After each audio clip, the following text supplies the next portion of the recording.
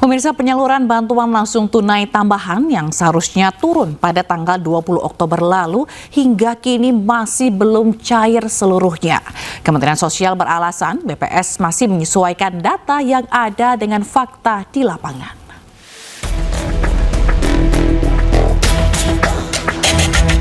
Bantuan langsung tunai tambahan hingga kini masih belum juga cair. Kantor pos di Jakarta Pusat pun terpantau sepi. Belum ada antrian penerima manfaat di dalam dan luar area kantor pos. Menteri Sosial Saifullah Yusuf beralasan saat ini pencairan BLT menunggu proses verifikasi dan validasi data selesai. Tujuannya supaya BLT tepat sasaran. Nah, hari ini kita sedang verifikasi. Nah, yang sudah mulai kita salurkan adalah yang rekeningnya sudah siap. Ya, jadi yang lewat rekening dulu secara bertahap sudah kita proses. Sekarang sudah lebih dari 10 juta, kemarin 8 juta, mungkin hari ini sudah lebih dari 10 juta dari 35 juta yang akan kita salurkan. Program BLT tambahan dikucurkan atas permintaan Presiden Prabowo Subianto. Program ini menyasar 17,2 juta keluarga dari sebelumnya 18,3 juta penerima. Total 35.046.783 keluarga akan menerima BLT dengan anggaran sebesar 30 triliun rupiah. BLT ini ditargetkan menjangkau 140 juta orang dengan asumsi satu keluarga penerima manfaat terdiri atas ayah, ibu, dan 2 orang anak.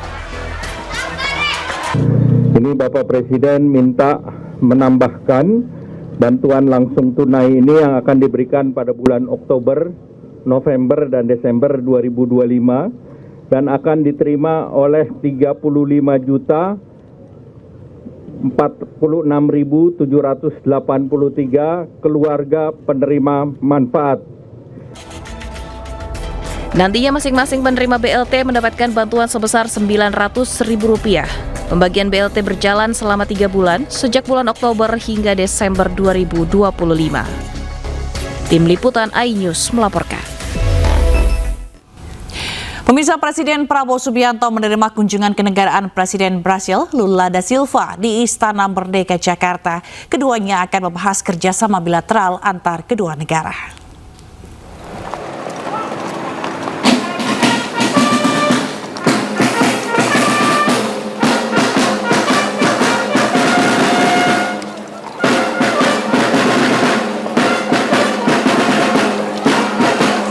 Dengan rangkaian pengawalan tiba di Istana Merdeka sekitar pukul 10 siang. Presiden Prabowo langsung menyambut Lula da Silva.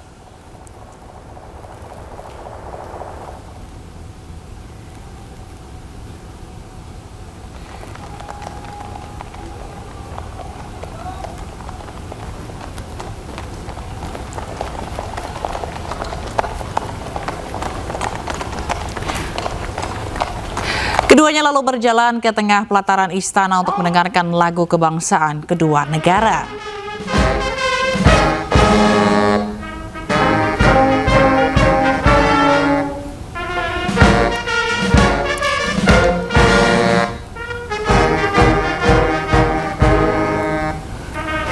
Setelah itu Prabowo mengajak Lula da Silva memeriksa pasukan jajar kehormatan yang berbaris di halaman istana untuk menyambut kedatangan Presiden Lula da Silva.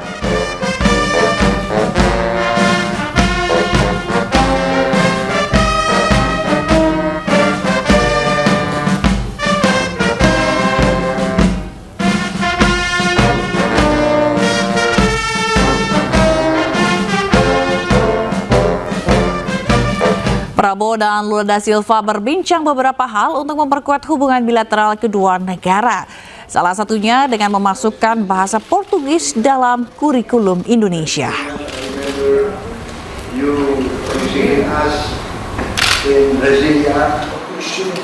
Sebagai bukti bahwa kami memandang Brazil sangat penting, saya telah keputusan bahwa bahasa Portugis akan menjadi salah satu prioritas bahasa di sistem pendidikan Indonesia. Dan saya akan memberi petunjuk kepada Menteri Pendidikan Tinggi dan Menteri Pendidikan Dasar Indonesia untuk mulai mengajar bahasa Portugis di sekolah-sekolah kita.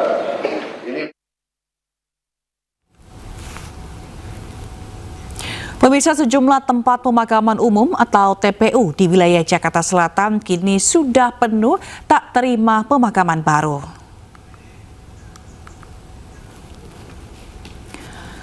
Sembilan tempat pemakaman umum di Jakarta Selatan tak menerima lagi makam baru karena sudah penuh. TPU tersebut meliputi Tanjung Barat, Jagakarsa, Kampung Kongsi, Grogol Selatan, Kebagusan, Pisangan, Pejaten Timur, Pejaten Barat, dan Cikoko. Kondisi tersebut membuat pemerintah daerah harus putar otak menyediakan layanan pemakaman warga. Bahkan pengelola makam menyarankan sistem tumpuk pada makam yang sudah ada. Gubernur DKI Jakarta Pramono Anung tengah mengkaji berbagai opsi untuk mengatasi keterbatasan lahan pemakaman di ibu kota, termasuk wacana pembangunan pemakaman bertingkat. Pemakaman umum memang ini sekarang menjadi masalah dan sekarang ini sedang dikaji. Ada usulan, misalnya ini usulan tapi belum menjadi keputusan, apakah diperbolehkan untuk dilakukan bertingkat, dan ini sudah diusulkan. Tetapi sekali lagi memang dengan perkembangan Jakarta yang seperti ini pasti akan masalah, dan beberapa mengusulkan. Sejumlah tempat pemakaman umum atau TPU di Jakarta Selatan kini sudah penuh dan tak menerima lagi makam baru. Kondisi tersebut membuat Pemprov Jakarta harus putar otak menyediakan layanan pemakaman warga. Dan berikut liputan rekan Amrina Rida dari TPU Tanjung Barat. Ya pemirsa, Jakarta sudah padat. Tidak hanya lahan pemukiman, namun juga lahan pemakaman. Berdasarkan data dari Suku Dinas Pertamanan dan juga Hutan Kota Jakarta Selatan, setidaknya terdapat 9 dari 16 TPU di Jakarta Selatan yang sudah penuh dan tidak menerima makam baru. Salah satunya adalah tempat kami melaporkan saat ini, yakni TPU Tanjung Barat, yang mana memang situasinya adalah seperti ini, sudah padat, dan kami bisa melihat bahwa jarak antar satu makam dengan makam yang lainnya ini pun juga hanya bisa dilewati oleh satu orang saja. Dan juga kami tadi tidak melihat adanya space kosong yang bisa ataupun juga memungkinkan untuk membuka lahan baru.